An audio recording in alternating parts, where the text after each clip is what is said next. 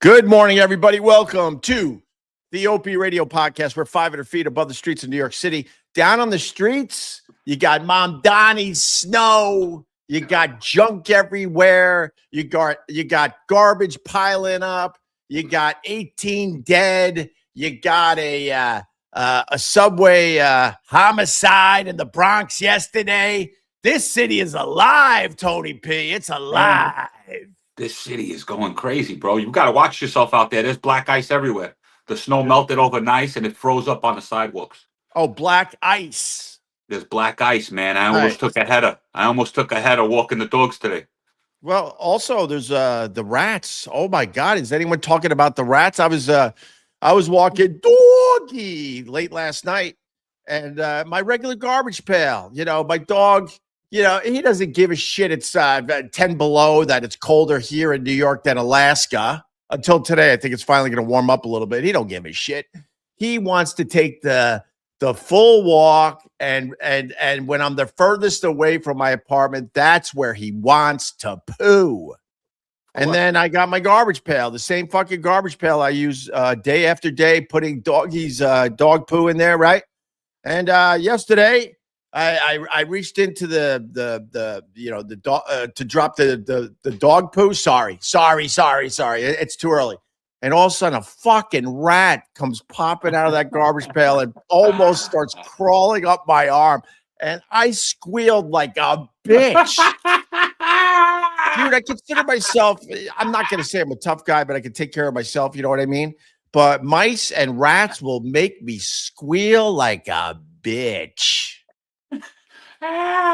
And then I looked around praying that no one saw me. I'm like, oh my God, you can't see me squealing like a bitch. This day and age, you're allowed to do anything you want, bro. I hear you. What's wrong with your neck? You're like, yeah, I don't know, man. It's all creaked. I did something. I don't want to say I slept wrong because I slept throughout the night, so you can't sleep wrong. But it's fucked up. Something's wrong. Yes, something's wrong with it. Well, it's gonna affect your bowling. You know, you got your bowling shirt on. Got my bowling shirt on today, man. Is that your league bowling shirt? No, this was. I don't bowl. What do you think I am? Who do you think I am? That's a bowling shirt. That's a bowling shirt. This was on sale at Old Navy, I believe. You could learn my tricks. I'm deflected because I just admitted that I was squealing like a bitch because I saw this rat was big too. Come on. And then as I was walking back to the house, I noticed more rats because the garbage is piling up. You see, that's the one thing I don't have. It's a strange thing to say. I live in the Bronx, but there's no rats by me. We have raccoons and possums. You got raccoons? Raccoons and possums and skunks. There's a bunch of skunks around. Yeah, really? That's what we deal with. Yeah. And you know we got coyotes too. We got the coyotes in Central Park. We got fake coyotes. We got fake coyotes on the ball field to keep the geese to keep the geese from shitting. I think it's geese. I think it's geese. Whatever, man. To keep the. Wait, well, you got. I'm just learning this. You got fake coyotes to keep geese away. Is that real? That's what they have. Yeah, at the ball field, they have fake dogs. Right. There's about 4 of them, and they pitch them around the fucking ball field. And because during the winter, the geese go over there and shit. They shit up the field. I know. I used to play. I forgot the name of the course. Crab Meadow. Was it Crab Meadow? Whatever. It doesn't matter. Out there on Long Island, and the golf course was just loaded with geese. And they were getting crushed by golf balls because they were everywhere. You couldn't wait for them to pass. They were everywhere. And every once in a while, man, your drive would just knock out one of these guys. You ever kill one? You ever take a goose? You ever take out a goose? I didn't take out a goose. No, I never took out a goose. But I want to have a goose for Christmas. I want to go old school. Maybe next Christmas, I want to go like turn of the century and you know come into my house with a goose, holding it by its neck. Man. And I want to say, Merry Christmas, everybody. We're having goose tonight. Can I come over and just stand on my knees and be like, thanks. Can I have some more, please? Yeah, you could do that. Absolutely. Can I be Tiny Tony? Can I be Tiny Tony? You could do that. But It is quite early today. My God. It's early. It's actually gorgeous outside. The weather it's not that cold. Well, that's the problem, because now we go to the next stage where, you walk the dog and then you spend 20 minutes fucking cleaning up his paws so he doesn't leave, the fucking New York City gook all over your apartment. It's crazy, man. You ever run out of dog bags? I ran out of dog bags the other day. I ran out of dog bags. The culture of being a dog owner, it's when you run out of dog bags and you have to ask another dog owner for a bag, it's like asking someone for a cigarette. They get really annoyed, and they will hand over a dog bag, but they'll do it in a way like, don't ask for any more. One and done. Just like when you're bumming cigarettes, they get. I'm like, I'm sorry, I didn't know he was gonna poop 3 times. Man, I called my wife. I was a block away from the house. It was about 2 degrees out. Yeah, and I stood on the corner guarding the. You can't really walk away from it either, because if somebody steps in it, then it's technically your fault. Yeah, exactly. So I froze. I froze to death waiting for a shit bag. There are times I run out of bags and he'll shit, and I'll go back the next day and get it. Yeah, especially if it's sometimes if it's not out of the way. I'm not one of these animals that leave it right on the sidewalk. Then I got to get creative. Well, that's what the problem was. The problem was it was in the middle of the crosswalk, and everything else had snow around it. Yeah. But I'll grab like an old discarded can and just scrape it up. But if I can leave it until the next day, if it's next to a tree where I know no one's going to fuck with it, I'll go back and get it. There's nothing worse than picking up cold shit. Cold dog. What is it? I don't know. It's the worst. Disgusting. The worst. All right, I invited Tony P on today because I got a special surprise guest. I think I sent him the link. I mean, he might have been pulling my leg. Who knows? But as you know by now, Ron the waiter is MIA. Ron the waiter is MIA. So we're getting people to fill in until we figure out what's going on with Ron the waiter. But he said he needed a week off. His week off is almost done, and I haven't heard from him since last week. Jesus. Man. And with that, I say good morning to Alex Stein, prime time. Good morning, Stein. I can't hear you, Stein. I can't hear you, Stein. I can't hear you, Stein. All right, he's saying one moment. A lot of people said to me, Tony, why are you having Alex Stein on? You know he's going to pull some shit. Let him pull some shit. Can you hear me now? No, are you kidding? I'm the biggest Greg Opie Hughes fan in the world. These people are, I hate the Dabbleverse. I'm telling you, the Dabbleverse is the worst place on the internet. I know I'm going to get a lot of kickback for this, but I mean, I'm on your side, Opie, when it comes to the Dabbleverse. It is an absolute disaster to even be a part of it. Trust me. I don't even follow the Dabbleverse. They try to pull I know. That's why I would go on your show, because you're anti-Dabbleverse, but they try to drag you into it. They try to drag me into it. I hate it so much. Wait, they're trying to drag you in for real? Well, I mean, just always, Kevin, a guy that I was always nice to, just took all these shots at me for no reason, literally no reason. I didn't even do anything to him. Right. And he kind of apologized, but I just don't even want to go on his show because it's just not worth it. And then I've been watching a little bit. They've been having that prostitute on, Scarlett Hampton, and it's just been so bad. I mean, it's really sad. I honestly don't know any of this shit. All I know the basic stuff. Let me tell you something. They do well. A bunch of those shows do well. But you told me when I ran into you at a Trump rally. Or that was when he got indicted, right? Well, it wasn't a rally. It was him going to jail. What was that again? What was the big deal? I was live streaming on the streets of New York. And Trump came to town because he had to show up in court or something. I'm like, I'll check it out. It's 10, 12 blocks from here. And I went, and next thing I know, I hear this guy, Opie, I'm not. And I know who you are, dude. You're fucking massively huge. I thought back in the Opie and Anthony days that I had balls. You fucking have the biggest balls going out there by far. So we met, and then I got one video. It's quick. We met, and then Alex decided let me see. Alex decides he's got to put a MAGA hat on me. Let me just play this real fast. That it's was like a 30 funny seconds. clip. That's a funny clip. Let me see. Opie, what's up? Oh, no, bro? that's the other Opie, one. I'm Alex Stein. I'm the guy who's begging you to come on my show. They want to flip. I'm with Opie. I'm with Opie. Oh my god, I gotta get this. No, you ain't taking my picture, Alex. I'm with secret Trump supporter Greg Hughes. Put on your MAGA hat here. Can you see how? Look. I'm with Greg Hughes and his MAGA hat. Let's go, MAGA. All right, bro. It's Now that I met you, I'm going to do your show. Yeah, dude. Oh my God! I just realized I never did your show after I met you, bro. I'm sorry. Well, you can do my other show, but so this is why I'm such a fan of Opie and Anthony. You know, I was a big Howard Stern mark for forever, and Howard used to bash you guys, obviously. But then that's why I started listening, and then I really liked your show with Jim. You know, I became an Opie and Anthony fan. So, you know, I've been a fan, obviously, of Anthony, Jim, you know, since the Sirius radio days. So, and I'm friends with Bubba the Love Sponge. I love Bubba. I always liked his show, and he likes you a lot. So. Well, Bubba, see, go I burnt every bridge. I'm a problem. You know, I'll be the first to admit it. And me and Bubba started doing some stuff. Then he got excited. He's like, I'm going to go to Howard Stern and tell him that, you know, I'm going to try to like get a show together with you and we're going to put it on Sirius XM. And I'm like, dude, that is not going to work. And I never heard from him again. Wow. He likes you. He talks good about you. He talks good about you. No, I love the guy. I would love to get him back on this. But I just want to mention the Dabbleverse really fast. You know, you can't deny that some of those guys do well, but I don't know where it leads to because like you got talent that goes past just trashing fucking people. And the Dabbleverse is based on an old Opie and Anthony bit, right? It's based on Jocktober, where you find someone just.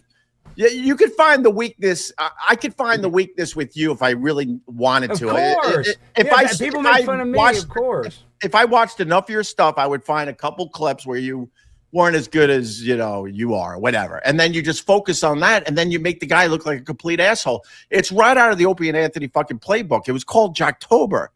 But the problem with the Jocktober thing, when we did it, we knew you could only do it for about a month and it gets tiring and old. So I don't know what these guys do when they're not trashing each other. I have to agree with you. And, you know, you're right. Some of these guys are making a living. But even Kevin, though, Kevin has a stream every day for 1,000 days in a row too. I mean, he's basically one of those like Aiden Ross streamers. He because it's like a slot machine, right? Every time he turns on the stream, you know, he's hoping that he makes some money, and he does well. Like you said, you know, I'm not throwing, you know, shade about that. We all got to make a living, but it's like just so toxic. At some point, I just don't know if it's worth it to just constantly be negative like that. I just, you know, I would love to see some of those guys just spin out and just start doing something else. You know what I mean? But whatever. Dude, you got the biggest fucking balls in the world. What do you think would be your biggest prank out there? Well, my AOC video is my biggest one. Well, when you called her, I called her a big booty Latina, and and that one just blew up on the internet. But honestly, I don't even think that it's that I'm that brave. It's just like I think I have ADHD and I just like attention and I'm just a sicko and this is it. It's hard to go into a room as a comedian and make everybody like you. You know, that it takes a certain talent, but it's not that hard to go in a room and make everybody hate you. And I kind of realize that that's easier to do. And people like that on the internet. People like cringe content for whatever reason. And so I've just been able to be successful in that. But I like you said earlier, you know, I don't want to just make stupid videos. I've been filling in on WBAP, the local station here in Dallas, and I think Cumulus is going to offer me a job. And oh, nice. I'm working for, you know, Real America's Voice. But my point is, I wanted to be like you guys forever. I wanted to be like Opie. I wanted to be like Anthony. I wanted to be like Howard even. And, you know, I don't really love Howard anymore now that he's in the Epstein files. What do you think about that? Do you think he was doing any weird stuff with Jeffrey Epstein? I mean, I doubt it. He's too. I don't think he's a germaphobe, dude. The whole Epstein file thing is really interesting because obviously Jeffrey Epstein had a lot of fucking power, and that meant he got a lot of people together. And my whole rap on that is everyone that you see in the files didn't do something. But I think, but it's hard to believe that they didn't know what was going on with this fucking guy. Well, they knew, but the guy was a billionaire. They thought he was just super influential, and that's just how these A-list celebrities operate. I mean, I do agree with you. Like, not everybody that was hanging out with Jeffrey Epstein was a pedophile, but some of them were. And then the latest leaks, they're talking about jerky, and I didn't even know this. Pizza. Jerky is a code word for cannibal eating a human. Yeah, right. I didn't even know that. And I called into Howard in 2016. I have a clip. It's on my Twitter. And when Pizzagate was going crazy, and that's back when I was listening to a show every day, and I got through, and I remember Gary picked up. I'm like, I want to ask about Pizzagate. He's like, I'll put you right through. And Howard just disregarded it as a nothing burger. But now, 10 years later, it looks like there are elite people that were doing weird stuff with kids on airplanes, on islands. So, you know, I feel vindicated, I guess, with that. All right, I got to ask you the big question, because I know you lean right, which is I actually lean right. People think when I don't agree with Trump this is a safe space now. There you go. You got that's Tony P, by the way. Yeah, Tony P. I know Tony. I see Tony on here sometimes. All right, so you know, when I don't drink the Trump Kool-Aid or whatever, people immediately like label me as snowflake and all that. Whatever. I lean right. I would like to see someone that's a little more moderate than Trump. But with that said, your thoughts, Trump and the Epstein files. Well, I mean, I don't think Trump's a pedophile, but Kash Patel, who is, I considered a friend, a guy I'd met a few times and was really nice to me, has been a disaster, has been an absolute disaster, saying that it's a nothing burger when it's obviously a big deal. Trump said it's a Democratic hoax. That's not true. Right. So, and really at the end of the day, it's a uniparty. Like we can say, it's that's why they divide us. They make it like it's Dallas Cowboys versus San Francisco 49ers. You know, we have to be on a team, and if you're not a fan of my team, then I hate you. When in reality, most people are in the middle. Like there's only a few key issues that we disagree on. You know, right? And I think that's done on purpose, right? Of course. They want to pit us against each other. Of course, because they don't want to do the heavy lifting down there in Washington and figure out the real problems in America, which I obsess about healthcare. I think our healthcare is absolutely fucking horrendous. But instead, sorry, Alex, instead they got us again. They got us again. It's Bad Bunny versus Kid Rock. Whose side are you on? Who gives a shit? Yeah. I can't find a fucking doctor in New York City because my healthcare stinks. No, and we should have subsidized healthcare or something. Like I just don't understand how we have all these money for wars. We got $1.5 trillion to build bombs and just kill kids all over the world, but we can't give people diabetes medicine cheap. We can't give people, you know, all kinds of medical issues are ridiculous. Even getting an X-ray, getting any sort of medical procedure, right, is insanely expensive because these insurance companies run the world, and that's the real plight that I try to, you know, I guess call out is that we're being run by multinational corporations. Like it's not even politicians. It's the politicians are all bought and sold by the insurance companies, by the banks, by companies that could just, you know, have endless amounts of money. So that's where I'm really against is all the corporations that have so much influence. So we mentioned, give me 15 seconds on Bad Bunny versus Kid Rock. Did you give a shit either way? And be honest. I'm being honest. I love big booty Latinas. I want amnesty for all big booty Latinas. I'm sick of ICE trying to deport the big booty Latinas. Like, you know, if you're 9, you're fine. But at the same exact time, I think, honestly, you got 150 million fans, and then you put a guy speaking Spanish. Could they have got an English-speaking, you know, person on there? I mean, that's all I'm saying. You know, when I was a kid or when I was younger, I loved Michael Jackson and Prince. Those are iconic, and I just don't think Bad Bunny, even if he's the most streamed guy in the world, I don't think he has the cachet of those legends. And that's kind of where I'm like, okay, this seems like they're just doing this to piss people off. And you know what their excuse was? Oh, well, we already have 150 million fans. We want to get new fans. Right. But I'm like, why don't you make the fans that you currently have happy? That's the problem with these corporations. They don't want to actually make us happy. There's no customer satisfaction, even with the NFL. But you're not like fucking triggered at spending hours on this. I think it's funny. I think it's funny. No, I think it's hilarious, and I think Roger Goodell knew exactly what he was doing by doing this because you know you want people to talk, and it's so hard to get an audience. Like when we were doing Opie and Anthony, we were one of the only games in town. It was fucking easy, bro. And now I'm not gonna lie to you. I fucking live stream from a windowsill to try to get traction nowadays. Really, is not easy. Yeah, but you're in a nice apartment in New York. I mean, you're in a pretty nice place. Oh yeah, I'm not complaining, but I wouldn't mind a little bit of a bigger audience again. But it's a lot harder, and I think Roger Goodell and the NFL knew exactly what they were doing. I mean, he has more streams than even Taylor Swift. But to act like the Kid Rock alternative was some great fucking show I don't understand why people are so dishonest. Can't you like Trump and also admit that the Kid Rock thing was thrown together and it wasn't that great? Well, I like Kid Rock. I love Kid Rock. He was on my show. Kid Rock, honestly. You know, I think he's pretty cool. But, you know, it goes back to what I was saying. I guess I'm happy that there is an alternative, you know, Super Bowl performance, but they did that to, I guess, talk about that, and we don't care about the game. Nobody cares about the game, and on top of that, the game sucked. That was like just a boring Super Bowl. So it was terrible. We talked about Bad Bunny more than we talked about Sam Darnold, and it's just stupid. It's dumb. Well, yesterday I cursed the Patriots. I said if the Patriots would have showed up and gave us a game, we wouldn't be talking about Bad Bunny and Kid Rock. I couldn't even name one play from the game. It was probably the worst Super Bowl of my lifetime. Probably. What do you think, Tony? You think it was the worst one? I mean, it was pretty bad, I thought. I was too busy watching Big Booty Latinas, bro, to be honest with you. I was at a Puerto Rican household, and they were all dancing in front of the screen, bro. Yeah, well, Puerto Ricans love it. You know, Titi Me Pregunta, now I know that song. You know, now I know that song. It's stuck in my head. But I agree with you. It's like, it didn't piss me off that much. But I didn't really like with the two guys humping on the truck. Did you see that, Opie, where they humped on the truck? Yeah, I got two kids. I just explain shit to my kids. I'm not worried. I don't need anyone else raising my fucking kids. I have an open relationship with my kids, and I explain shit. Who gives a crap?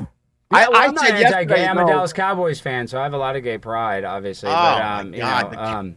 Dude, how good was the Cowboys documentary? Oh, on the Netflix? I've watched it twice. It is so good. And could you imagine being in that White House, the guy that would have to go and fill it up with liquor and booze, how they were just like, would walk in, players were filming pornos behind the team facility in the White House. And all the other players, that just shows you, and I met Michael Irvin at a strip club like 20 years ago when I was like 21. He's still on fire. But my point is, all the other players in that documentary, they didn't want to talk about the White House. They're like, it was just a place. But Michael's like, I was the president of it. I ran that shit. And I was like, well, he didn't give a damn. And I think he was married at the time. But well, that's why no one else wants to talk about it, because they were all had bitches on the side. But I hate the Cowboys. I'm a Bills fan for real. I grew up really hate the Cowboys. Yeah, I grew up a Jets fan, and then when I lived in Western New York and started my radio career, I fell in love with the Bills and been following them ever since. But with that said, that documentary was so amazing. Everyone was so open, and people think Jerry Jones is cursed. No, he's not cursed. He just needs to get his hands involved with every move with the Cowboys, and I think that is what has hurt him over the years. Well, Opie, you nailed it, because if you watch that documentary, there's a scene where they were signing Deion Sanders, and Stephen Jones said that he pushed him against the wall and got mad at him. I love the old Jerry that would take risks and sign players and give him big contracts. We don't do that anymore. Stephen Jones is like, oh, we got to save money, we got to sign draft picks. It's all they're pussies now. They run the team like pussies. If they still ran it like Jerry did when he was like a wildcatter, we'd probably be irrelevant. We might have a Super Bowl within the last 30 years. We also might have some 2-15 seasons, but it's worth that. I think it's worth it to have a couple crappy seasons, because believe it or not, the Cowboys have a better, in the past 30 years, our regular season record is the best in the league. I'm not even kidding, because we're just a perennial 500 team. We're never that bad, and we're never, good enough to go to the NFC Championship game even. Well, all you need to know is, they win a Super Bowl and then they fire. That's like what? And watching that documentary, all the players didn't respect Barry Switzer, but Barry Switzer at Oklahoma was a very well respected coach. People forget that. People think Barry Switzer is such a chump. I know that he didn't have the team because it was no, but he got it. Team, but Barry Switzer is a good coach. But he got a Super Bowl for the Cowboys as well. So yeah. Oh my God, he wasn't that bad, but it wasn't his team, so the players didn't respect him. But in college, I mean, Barry Switzer is a Hall of Fame college coach. It's like, in this day and age, this Kirk Cignetti guy, he's good for Indiana, but we don't have those guys, those Bobby Bowden type guys. It's weird. Maybe because I'm older, I just don't respect the college coach. Like Lane Kiffin, I went to LSU. That's where I graduated from. And I'm happy we signed Lane Kiffin, but at the same exact time, in 2 or 3 years, he's going to screw us over, and it's going to be bad when he leaves. Dude, I'm not gonna front. You might as well have been speaking Spanish. You might as well have been. Oh, you don't even know the college. Okay, yeah, I was just talking about. I'll tell you why. You're a college football fan. I tried But the problem is being born and raised in New York City, we don't have any fucking big powerhouses. So it's hard to become a fan. We got Hofstra on Long Island, we got Syracuse, and we got Rutgers. That's it.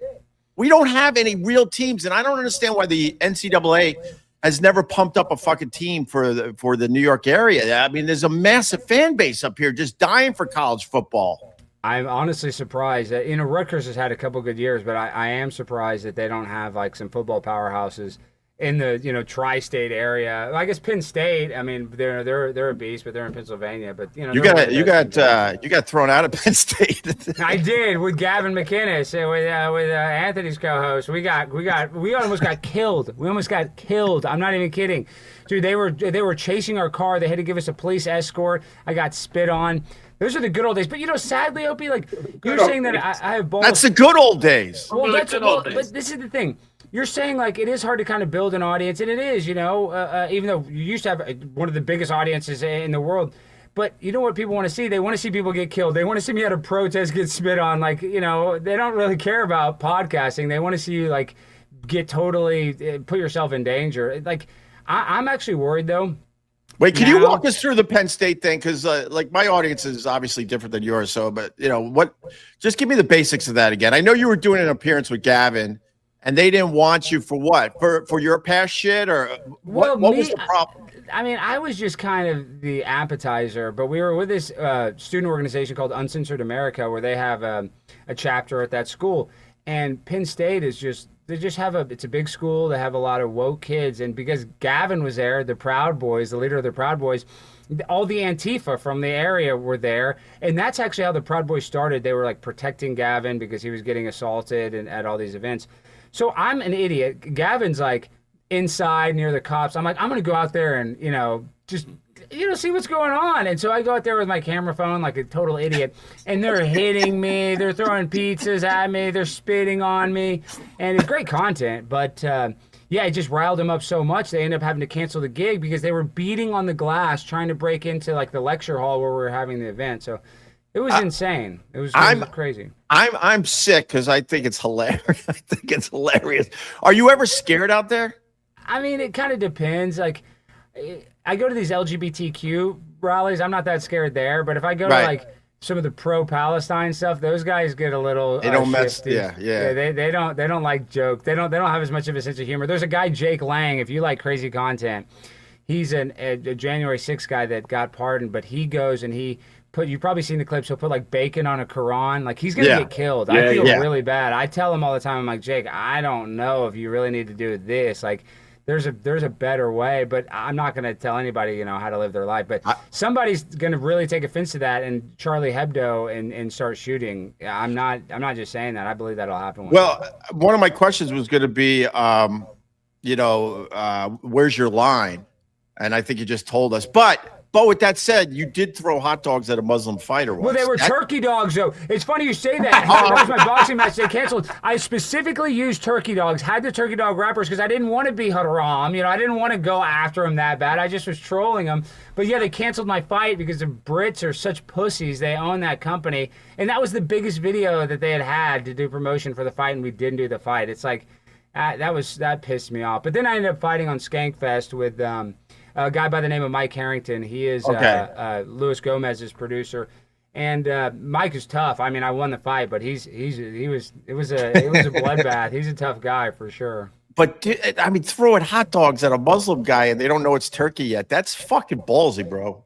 Well, we're trying to get some publicity for the fight. I was trying to get things riled up. So I'm always, and I'm just totally shot out of a cannon. I'm like, let me just do it. I come up with an idea and I know that it's going to be edgy. Right. I guess this goes back to what I was saying. In order to have an audience, you kind of have to be like Kevin Brennan and push people's buttons. Like, you can do it different ways, but there is something, though, it's sad about if you're not pushing buttons and being polarizing, people aren't interested because we're just so desensitized to content. So I knew that I was going to push buttons. And pushed a big button, got me fired. I lost $15,000. I'm still sick about it. Well, let me tell you, the philosophy of the Opie and Anthony show is very simple back in the day, and it's happening. You just explained it, actually. Me and Anthony understood that we had to do the shocking events to get people talking. We came into New York. No one knew who the fuck we were. We were both from Long Island. We had no experience in New York City radio. We did really well in Boston, but that meant nothing back then in New York because you could not like today where you could turn on a camera and everyone could possibly watch you. So we came to New York as just these two idiots. They thought we were from Boston, and we knew we were talented. Back then we had insane chemistry, but we knew we had to get the people talking around, quote, the stupid water cooler. That's an old saying, right? What are people talking about around the water cooler? So we did the big shock jock events. But we didn't rely on that. That was to get the people to the fucking show, and then hopefully they found us funny and everything else was interesting. And then we would wait another week or so, and then we'd grab the next shock jock thing. But then, like Bill O'Reilly and all these assholes, they just labeled us as shock jocks. No, we were using that as an element to get you to our fucking show because when you do this every day, it's a grind. You know, and if you're just doing shocking things every day, eventually people are going to be like, all right, what else you got? And that was our philosophy back then. Well, I'm a diehard Opie and Anthony fan, but it's funny if you think about it. And I think I said this maybe one time we were on a stream together, or maybe it was Anthony, but it's like you guys really kind of took care of Louis C.K. when he was, struggling. You guys were there for Louis and all of these comics, and I think that's why the chemistry was so good. And like people give Anthony a lot of credit. He is super talented, but I would say that I liked you on the show. I always thought you were the head of the show. I mean, I still think you are technically. I mean, that's how I always kind of impersonated the show. And that even though Anthony was great at impressions, very funny, like I kind of always thought it was your show, theoretically, that's how when I listened to it. But what is funny is that, and I said this earlier, I started off, I hate these guys. I'm going to listen to them, fuck Opie and Anthony. And I only knew Jim Norton because I'd seen him on, what was that Comedy Central show with Tough Crowd? Tough Crowd, of course. I'd seen him on that. And then, dude, you guys with Patrice, did you notice how Howard started to poach Patrice towards the end of his life? Of course. Were you mad that Patrice went on? I know that you guys said that you didn't, but what did you think about that? Because that no. Patrice was insanely loyal to us. No.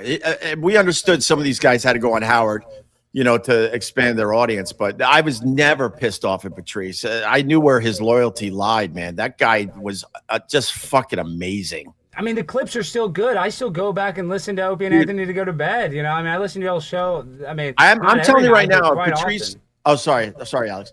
I'm telling you right now, if Patrice didn't die young, he would be considered one of the greatest comedians of all time. He just falls short because he died young. His shit was unbelievable. I've said this many times. I saw all these guys do stand up, and the one thing about Patrice that I don't know to this day, I saw him no less than, I don't know, 10 to 20 times. Oh, I'm allergic to cats, Alex. Jesus Christ. I love cats. I actually love them too. But you would see Patrice and you're watching this guy and you were thinking to yourself, is he fucking making this whole setup on the spot? And to this day, I don't know. I know he took comedy seriously. I know he took his stand-up seriously. But I think he was brave enough to just throw everything away and just fucking go with it on that stage. And that's what made him so damn brilliant. Because that's where the real stuff lies. They tried to get mad at him because I forget which comedian made a rape joke and they had him on Fox News and he was just lambasting that girl about it. That's such a classic clip. I mean, dude, that was even Howard Stern. If I had to compare his best radio, it was like Artie and Eric the actor. But I would argue that Opie and Anthony with Patrice was a better show than Howard with Eric the actor. I mean, I really would say that there was more talent. You'd probably laugh more. You might get more pissed off at Howard, but like I said, it became a freaking Opie and Anthony mark right then and there. Well, the mistake Howard Stern made, and it's stupid to say this because, like I said, I'm live streaming from a windowsill. You guys probably have the same size audience. Yeah, Howard's audience isn't very big anymore either, so don't beat yourself up too much. I mean, his audience is 90% gone. He's lying to his audience about his numbers, but letting Artie go is the biggest mistake because that's what made him so fucking real, and that's what Artie was the one guy on Howard Stern that was similar to what we were doing on Opie and Anthony. Mm-hmm. Where you get these funny guys in. I remember back in the day, these comedians would come in and they would try to do their act. I'm like, my God, you're supposed to be a funny guy. I don't want to hear your stupid airplane jokes. If you're a funny guy, you come in and hang with us and we'll find hopefully the humor. And that was Artie. And when Artie was on with Howard Stern, that was when that show was very similar to what we were doing back in the day. It's just too bad because we had a massive fucking show going. Well, I would argue, too, that I think Howard kind of facilitated Artie's downfall a little bit. Like he enabled him for sure because he knew that he was whacked out and like they said they were trying to get him help, but I feel like Howard used it as a crutch because it was so entertaining, it was so interesting. Everybody said, "Where's Artie?" Like the times when he would miss episodes, the episode would suck, but just the drama surrounding the voicemail that he'd call, "I'm sick, Gary," and, you know, he would talk about that for an hour of the show. Would be reacting to the voicemail. So Artie would be the best part of the show when he wasn't even freaking there. So. Yeah, it's sad that he just it's not even his politics. Like I don't even care that he's a little libtarded. He just like he had Biden on. It didn't ask him one. Does he do anal? He's famous for asking celebrities funny questions. Has Hillary doesn't ask Hillary if she does anal? It's like when he started not being Howard Stern. That's when I was like, I'm done. I checked out. Like, you know, 2018. You know, Alex, you fucking know this shit. I love it. Oh, I mean, this is the first time I've had a long conversation with you. So you're 100% right, and this is what pissed me off about Howard. I like the guys, and I want to ask you about this. I like the guys that go after everybody. Yeah. And when Howard showed his true colors, where he was an obvious lib, he always was. By the way, he was too scared to. Well, he used to say he was a libertarian, right? You know, I think that's when he was going to run for governor. I thought he said that he was libertarian, but I mean. No, he was always this guy in the basement. He wasn't brave enough to bring it out to the public. And then when you become close to a fucking billionaire and you got properties that are as big as the Ritz-Carlton all over the fucking place, then it makes it very easy to praise Biden and trash Trump. When they both should have been... real timeout. I have to call TV timeout because of you. That's why he made everybody leave the hallway, right? Nobody could be in the hallway anymore because what a pussy. Can't even walk down the hallway in his own company that he doesn't own the company, but he kind of de facto is like one of the owners, and he's too big of a pussy to even walk by his employees like that. Shit like that, it just makes me annoying, you know, because we're supposed to be down to earth. Like, at least you guys were down to earth. You know, you guys had the #1 show, but y'all weren't all pretentious. Howard's so pretentious. It's worth repeating, but when I go down this road, people are like, "You're obsessed with that." Yeah, I'm obsessed with him because I know for a fact, because it was told to me by lawyers that no longer fucking work at SiriusXM, that the reason I'm not there is because I bothered Howard so much that he couldn't take it anymore. Yeah, that's the reason I'm not there. But see, if Howard had half a brain, though, he should have, and I know that you guys have to have like some radio wars, but he should have made an alliance with you guys. You know, it just would have been better, but he's just, I guess he didn't want you guys to cannibalize any of his audience. But like, the talent that you guys had, it just seems so stupid for him to try to keep denying it. Like he would say that y'all sucked and you didn't suck. You know, it just makes him look stupid when he says that. Keep praising. So I'll take you inside the whole thing. So when me and Anthony made our mark and we were becoming fucking huge, I'm telling you, he was jealous of us.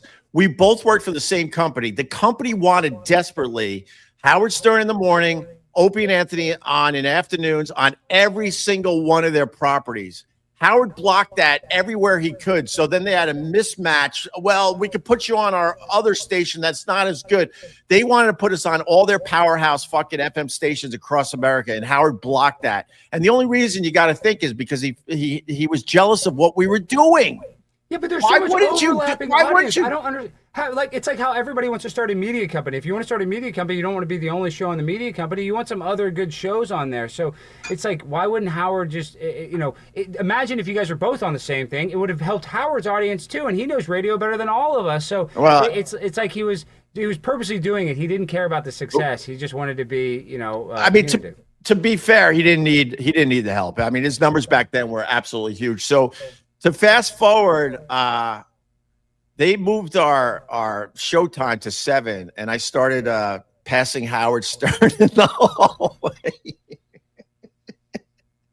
So I swear to you, Alex, this is all it was.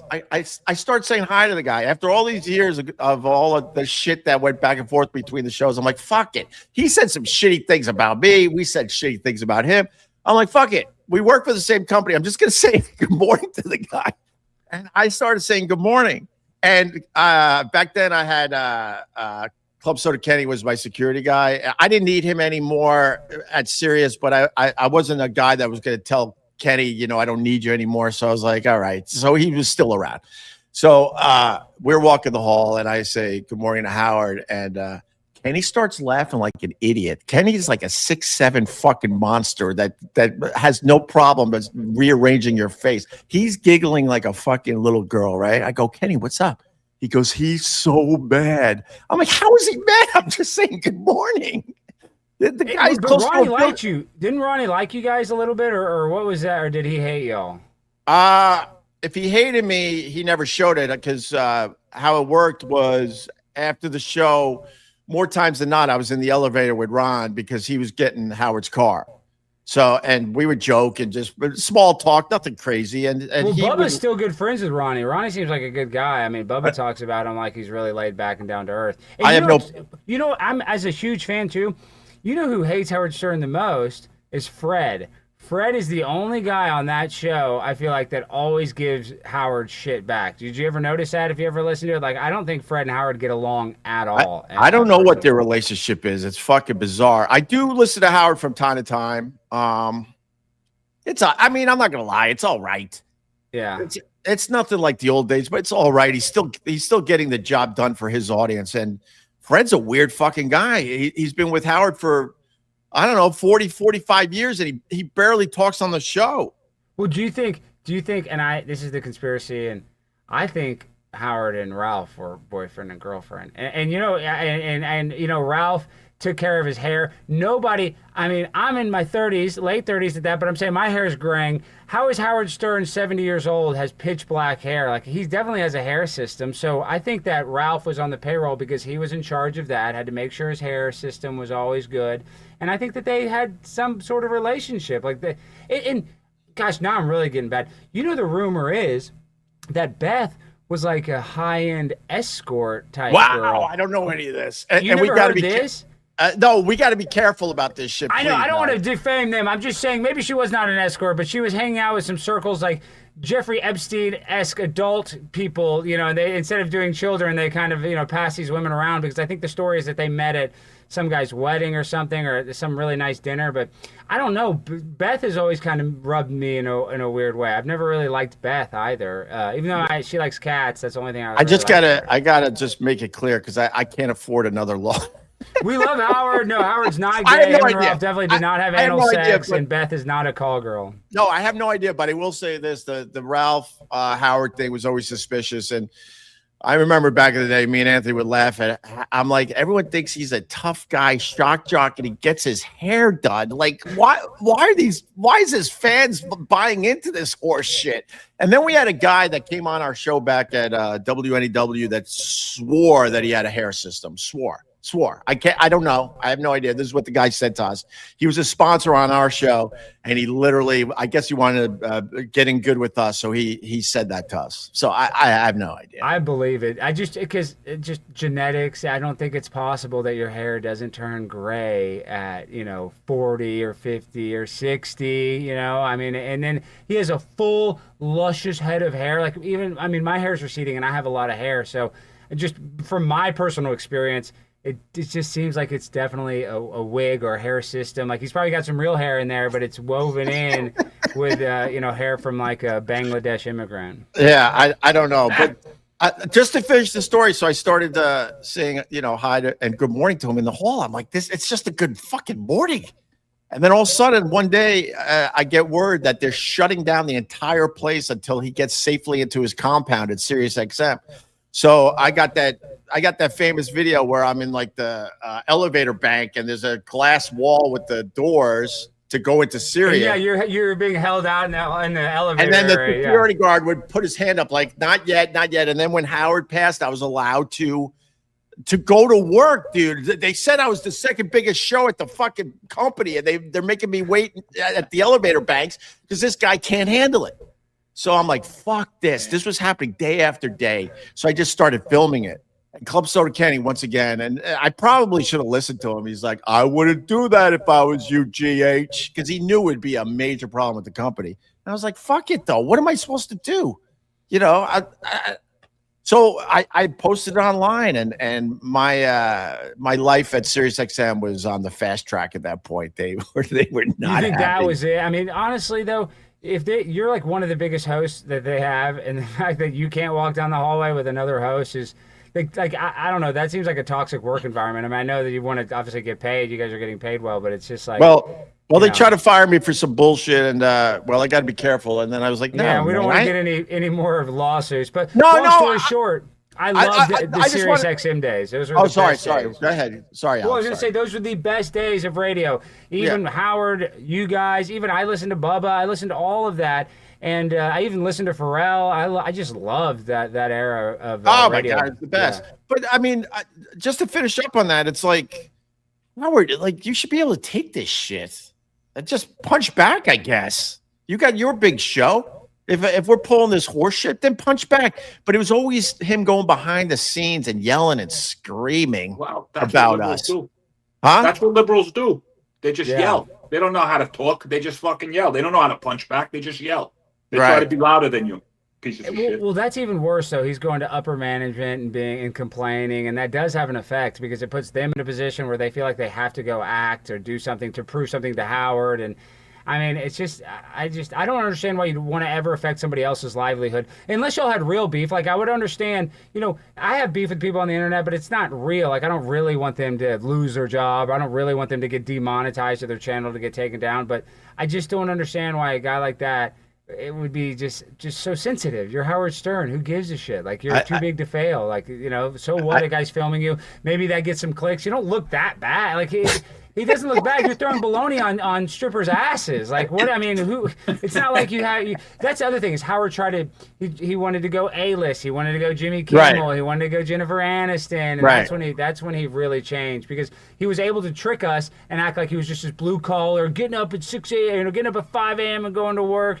When in reality, it was just all bullshit. He always wanted to be that guy, but it was just like it would drive me and Anthony nuts because I'm like, his audience doesn't understand what a big fucking pussy this guy is because he fought all the battles behind the scenes, and then he would be brave on the air. I'm like, ha ha ha ha.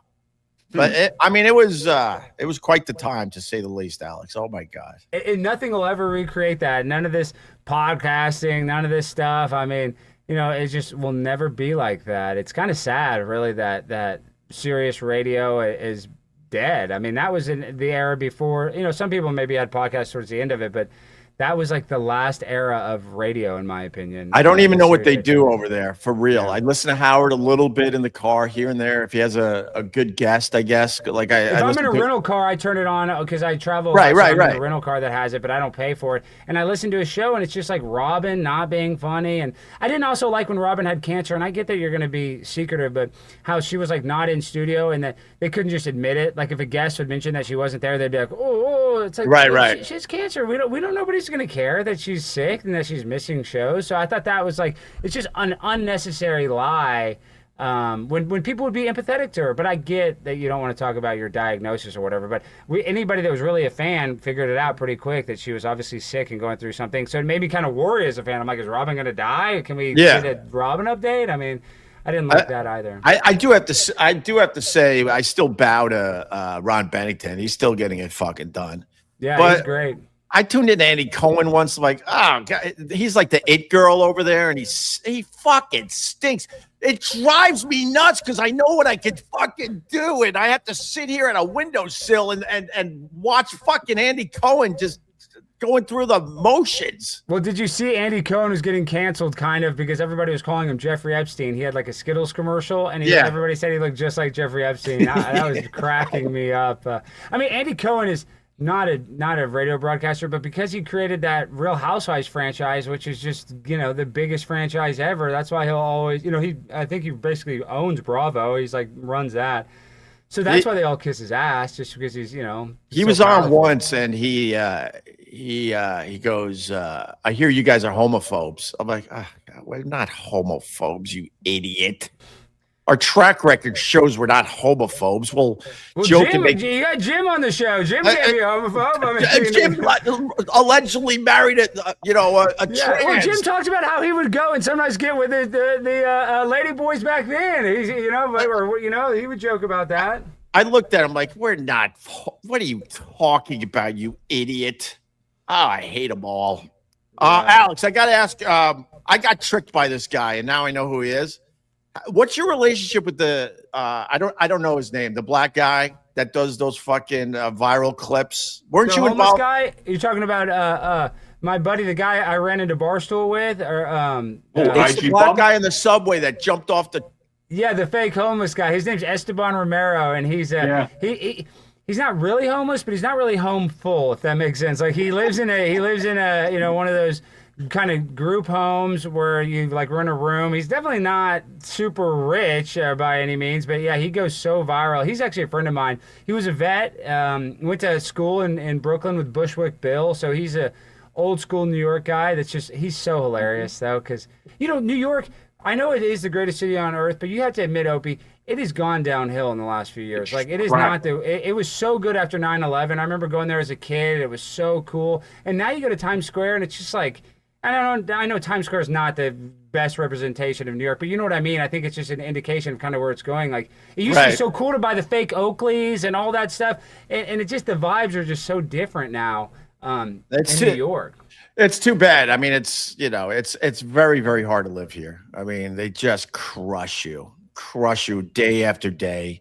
And yeah, you're not wrong. But I mean, I stay in my neighborhood. This neighborhood, the Upper West Side, we're hanging in there. So yeah, that's a nice area. There's probably not. Well, I don't see it. But when I walk through Times Square, you're 100% right. I mean, there was a point that people were literally cooking rats on the sidewalk. I was trying to film those guys and realize I'm not as brave as I used to be. That's why I bow to someone like you, Alex. You're doing it because I was out there doing it, and I'm like, something started feeling different on the streets because I had balls with my street videos, and then something changed. So I think you're right. And I a few times I'm like, you know what? I don't think I have it in me anymore to fucking take these big swings like you do.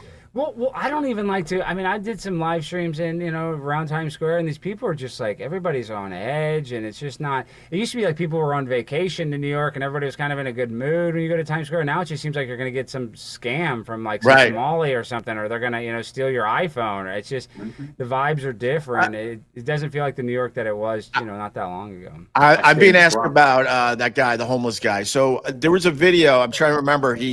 He jumped off the subway naked. Can you walk me through that one video? Spider-Man. So he steals a girl's food on the subway, and then we had another guy dressed up in Subway Spider-Man, and then he went and tackled him. And that video has like millions and millions of views. But but Esteban's, I think, biggest video, if you remember during the pandemic, it's a guy who's mopping, and he goes, and it was fake, but the guy's mopping the subway, and he pushes the guy's mop out and poops in the bucket in the subway, like in the hallway. And it always goes viral because people are trying to trash New York. They're like, look at you. But what's sad is there's real videos worse. Remember that girl caught on fire, or that person that was caught on fire? Oh yeah. I don't even think they caught that person that did it. No, like of course not. That was the scariest video I've ever seen. I mean, that was insane. A guy's on fire on the subway. Of course. I've known Esteban since I used to do stand-up with him, to be honest. Yeah, he's the man. Since before he was the bum. Well, I've taken him to the Capitol Hill. Him and I've gone to D.C. We disrupted some meetings there. I took him to like congressmen's offices. Like he's actually, he's actually a little smarter than that guy's a sweetheart. People would think. But it's just funny to see a homeless guy with his ass hanging out. I don't know why that is, but it is funny. I had a few viral videos with this comedian Kelly, and same type of thing. Like I didn't want anyone to know that the videos were fake and that she was a comedian, and a bunch of those videos did really fucking well. But it drove her nuts because she needed publicity. I'm like, but if I tell people these are fake, then you're fucked, because then you're not going to get the views, because what's bringing these people in are people thinking these are real things going on in New York City.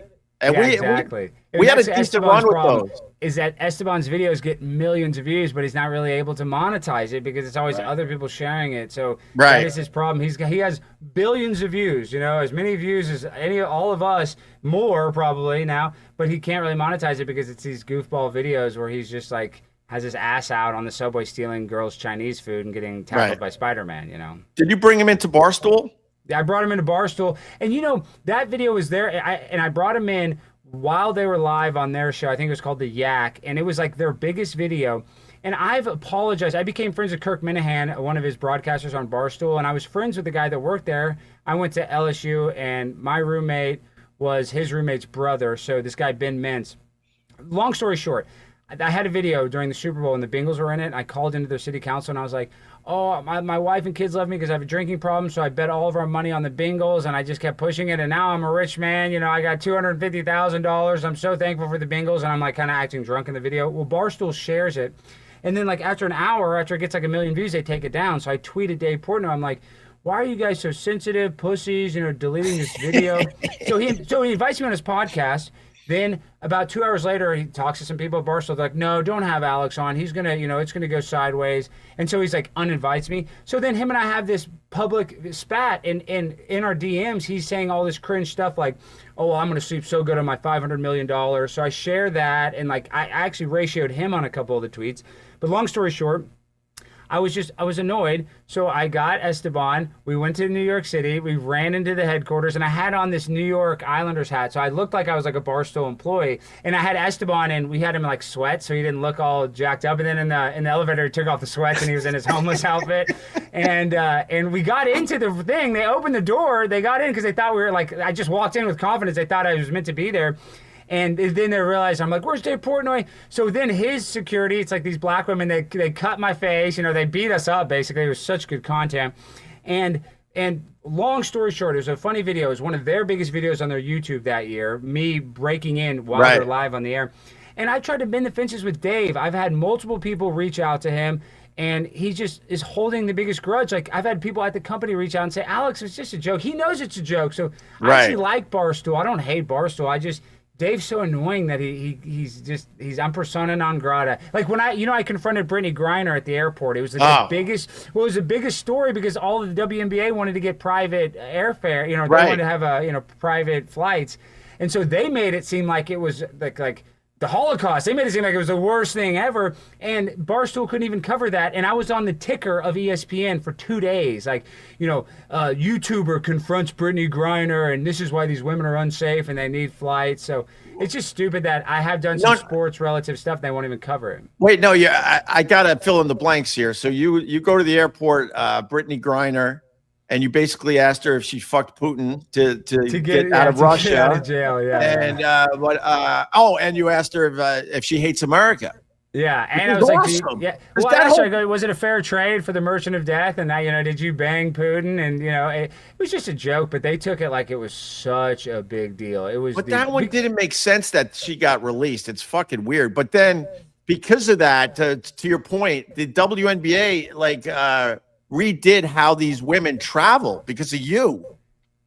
And I'm even in there. They had some lawsuit where that one good-looking player, the one blonde girl, I can't think of her name. She was sleeping with the Phoenix Suns general manager or whatever. I know her name. It's not Paige, but there's actually one hot WNBA girl. I can't think of her name. But long story short, in that like lawsuit and that drama, I was mentioned because the players were like worried about security. So I've been like, my name's been mentioned in a bunch of WNBA lawsuits. And really they should be thanking me because now they have private flights because of my dumb ass. So they they owe me. If anything, they shouldn't hate me at all. Alex, I really appreciate this. I bow to you for real. The shit you're doing. Man. I want to say this too. And a lot of people, you know, they give you a unfair criticism. You know, I think we're, like you said, you can find something to critique everybody about, but you guys were on top, number one, and that wasn't just because of Anthony. You know, Anthony's very talented, but it wasn't just Anthony. You know, let's be real. And Jim was, you know, a factor to that too. So my point is, I think some of the criticism that you get is unfair, and you know, I'll always defend you. And I'm an Opie and Anthony mark, and the show was Opie and Anthony. It wasn't just Anthony, and I think that should be known. You know, I think you deserve the credit that you earned. Well, I certainly appreciate that, but you know, I had my time. You're fucking doing it. Keep going, brother. I'm trying. I'm a fan from afar. Like the shit that pops up, I'm like, this guy. You go to the city councils. That's fucking nuts. Well, in New York too, Jennifer Gutierrez, one of my biggest videos, is a city councilwoman. I called her a big booty Latina at the New York City Council, and they always reshare it. I'll send it to you after this.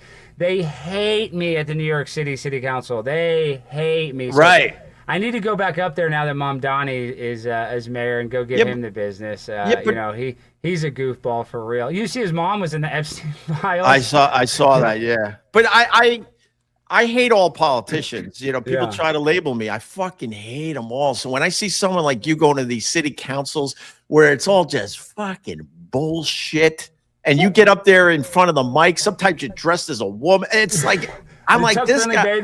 No, but my biggest videos are me going after Dan Crenshaw. Everybody, even on the conservatives, hate Dan Crenshaw. I've gone after Ted Cruz because all these conservatives are pussies too. Most of them, it's all a uniparty. They're all behind closed doors, drinking and having fun. It's Macho Man Randy Savage versus Hulk Hogan at the end of the day. They on Fox News and CNN they hate each other, but when they're in those things, they're congratulating each other on the stupid shit that they do. It's all bullshit. I could back that up because I had Anthony Scaramucci on my podcast, and he said, "Dude, he goes, oh, if you only knew, when those cameras are off, you go to these bars or restaurants, they're hanging out together, they're drinking together, they're having big meals together. It's all bullshit." It really is. It really is. And that's from my just experience going there.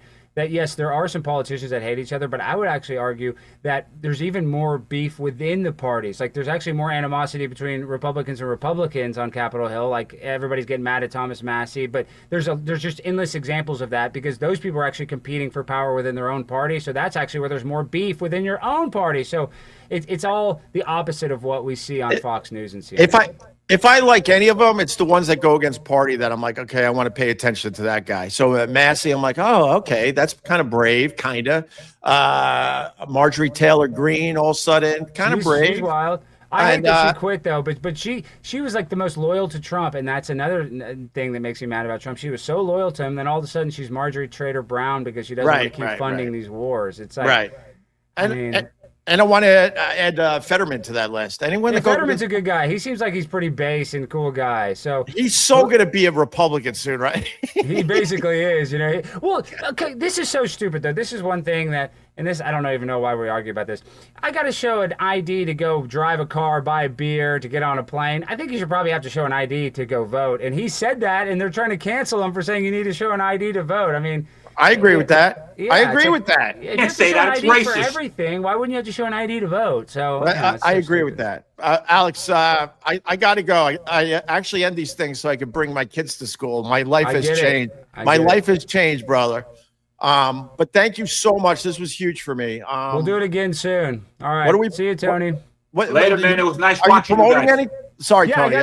I got to show Real America's Voice. It's every night at 10 p.m. Central, 11 p.m. Eastern. It's on Dish, Channel 218. It's on all smart TVs. It's on YouTube. I got that going on. And then, just go watch my show. And hopefully I get hired by this WBAP. Doing terrestrial radio, it's kind of a dead market a little bit, but Cumulus, it's actually their biggest market is here in Dallas. And it's at Victory Park, connected with the American Airlines Center, but this is what I'm worried about, and I really shouldn't say this because I know we only have a Don't get in trouble. Don't get in trouble. Well, I'm not trying to get in trouble, but I'm really good friends. There's two sports stations in Dallas. There's the Fan and the Ticket, and the Ticket is an award-winning station. You've probably even heard of it. It's it's a big station. It's one of Cumulus's biggest stations in a big market. And I'm best friends with all the Fan guys. They always play my clips, and the Ticket doesn't. And I'm just worried because all the Fan people follow me. And I just don't want people at the Ticket to be like, don't hire this guy. He's a fan, But I guess I can't control that now. I can't go back in a time machine to become friends with them. So Dallas is a great. When we were syndicated, man, Dallas was they were great for us, man. I love the people down there. We're laid back. We're laid back in Texas. That's. I don't know about your women don't play. I remember going to gigs and more times than not, these women, they all had breast implants. It was probably our audience that we were attracting. Well, they all have boob implants. Yeah, we have more plastic surgery in Dallas than anywhere. And they were leaving their guns in the glove box to go in the club. Everybody's got a gun. Opie, everybody has a gun here. Everybody. Thought it was amazing. Yeah, you need one. You need one. You need one here. And honestly, I don't think you can have one in Manhattan. I don't know what the laws are, but in this day and age, and I'm not even a gun nut, but gosh, things are so crazy. I would have a gun if I were you, but it is what it is. I got my stuff. Let's just put it that way. Alex. Okay, well, good. I got my stuff. Right. Howard had a gun. Howard used to always carry a gun in his bag. You know that. There was that thing where they looked in his bag. Howard carried a gun with him everywhere. So that's serious. Howard had a gun. Anthony has one on a holster. It was it's fucking nuts. But thank you. Your plug got you probably 12 new listeners. So I'll take it. I'll take you can it. thank me later, it's not about the quantity; it's about the quality. All so right. I'll take There you some go. good quality fans that over a bunch of fair weather fans any day. So I appreciate you having me. Thank you guys for being here, and I'll come on again anytime. Just hit me up. All right. Thanks, Alex. I appreciate it. See you All right. guys. Alex Stein, everyone. That was awesome. That was fantastic. Sorry, Tony. No, don't worry about it, man. Listen, you told me, and he is a lot. And listen, I enjoyed watching the show. I apologize though, but all of a sudden we were flowing. I'm like, you know what? No, you I guys don't know were when I'm going to have him on again. So let's go with this. No So need me to and you, apologize. maybe I guess you pop on tomorrow so you could actually talk on this thing. We'll talk about it. We'll talk about it. All right. Go teach a All right. lesson. I got to go. This is my friend Tony P, comedian. How do they find you, Tony? Tony P Comedy. All right. Let's just Peace out. end. Let's just do peace out. Thanks, guys, for checking this out. The audio version available in about, I don't know, a few minutes, wherever you get your podcasts. All right. Subscribe to Opie Radio. Once again, thank you very much to Prime Time, Alex Stein, for doing all right by me. Thank you, Alex.